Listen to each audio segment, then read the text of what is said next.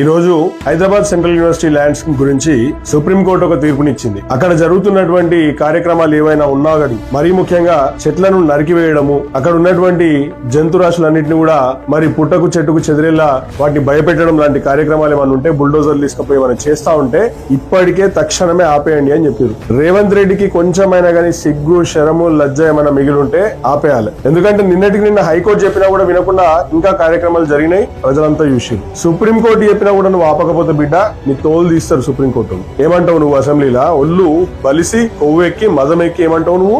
ఒక concrete proposal తో ముందుకు వస్తే ఈ రోజు అక్కడ ఏదో రిజర్వ్ ఫారెస్ట్ ఉన్నట్టు, రిజర్వ్ ఫారెస్ట్ లో అత్యంత ఏమంటారు జీవరాశులు ఉన్నట్టు, జింకలు పులులు సింహాలన్నీ ఆనే ఉన్నాయి అన్నట్టు, జింకలు పులులు సింహాలు లేవు అధ్యక్ష. చుట్టుముట్టుతో కొన్ని గుంటనక్కలు చేరి ఇట్లా వ్యవహరిస్తున్నాయి అధ్యక్ష. గుంటనక్కలకు గుణపాఠం చెప్తాం అధ్యక్ష. గుంటనక్కలు కాదు, ఆడున్న విద్యార్థులు చెప్తున్నారు గుంటనక్కలు లేవు, పందికొక్కులు ఉన్నారు, నీలాంటి పందికొక్కులు అని చెప్పేసి అంటున్నారు. అంటే భూముల్ని తెగ నరికి అక్కడ ఉన్నటువంటి చెట్లను నరికేసి భూముల్ని కబ్జా చేసి రియల్ ఎస్టేట్ గద్దలకు అప్పచెప్పి పందికొక్కులు మీరు ఇంత దారుణంగా ఇలా మాట పడాల్సినటువంటి అవసరం మీకు ఏముందా రేవంత్ రెడ్డి? నాకు అర్థం కాదు. నువ్వు చెప్తున్నటువంటి ఫోర్త్ సిటీ దగ్గర ఇలా 14,000-15,000 ఎకరాలు సేకరించినావు. అవు గానే పోయి పెట్టొచ్చు కదా, ఇంకా 30,000 ఎకరాలు సేకరిస్తా అంటున్నావు. గానే పెట్టొచ్చు, ఐటీ కంపెనీ లేదు. ఈడ అడవి ఒకటి ఉంది, దాంట్లో చెరువులున్నాయి, పక్షులున్నాయి, నెమళ్ళున్నాయి, జింకలున్నాయి. వీటన్నిటి గూడు కూడా చెదిరేసేలాగా ఇదే జాగను పట్టుకుని నాకు ఇదే కావాలని చెప్పేసి ఉగులాడుతా ఉన్నావు. సిగ్గు అనిపిస్తలేదు అన్న? నాకు అర్థం కాదు. నువ్వు ఈ రాష్ట్రంలో అధికారంలోకి వచ్చినప్పటి నుంచి, ముఖ్యమంత్రి అయినప్పటి నుంచి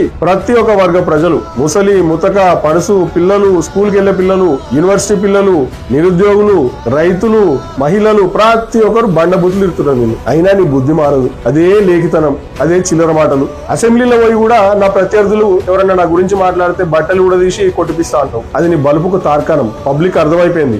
ఏమైనా కేసీఆర్ గా తిడతాడు, చెడ్డీలు బిక్తా, గోళ్ళు తీసి కొట్టిలా అది ఆడతా అని. అది ఎందుకు?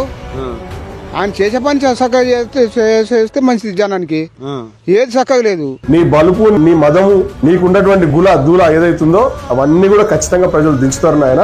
తొందరలోనే దించుతారు. నీ నోరు మంచిదైతే ఊరు మంచిదైతే. నీ నోరు గబ్బుది కాబట్టి ఊరు అందరూ కూడా గబ్బుగా తయారై నిన్ను పొల్లు తిడుతున్నారు. ఆ మాటలు ఏంటని చెప్ప మాకే గలీజ్ అనిపిస్తుంది. మా ముఖ్యమంత్రిని అంత మాట్లాడుతున్నారు. నీకు ఎట్లా అనిపిస్తుందో నాకైతే అర్థమవుతుంది. నీ కుటుంబ సభ్యుల్ని నిన్ను ఆందని తిడుతున్నారు. కొంచెమన్నా సిగ్గు శరము లజ్జ ఏమన్నా మిగిలింటే ఇట అటువంటి మాటలు పడకపోయాను ఆయన. ముఖ్యమంత్రి అంటే కేసీఆర్ గారు ఎట్లా మెదిలింపు 10 ఒక్కరన్నా ఆయన గురించి పల్లెత్తు మాట మాట్లాడిరా? అట్లా మర్యాద కాపాడుకోవాలి. నీకేమైనా కొంచెమైనా మిగిలింటే ఇట్లా అది కాపాడుకో. ఇంకా పిల్లల భూములు లాక్కుంటా, అది గుంజుకుంటా, ఇది గుంజుకుంటా, అది చేస్తా, ఇది చేస్తా అంటే బిడ్డ తోలు తీస్తారు ఈసారి పబ్లిక్. నేను యాద పెట్టుకో.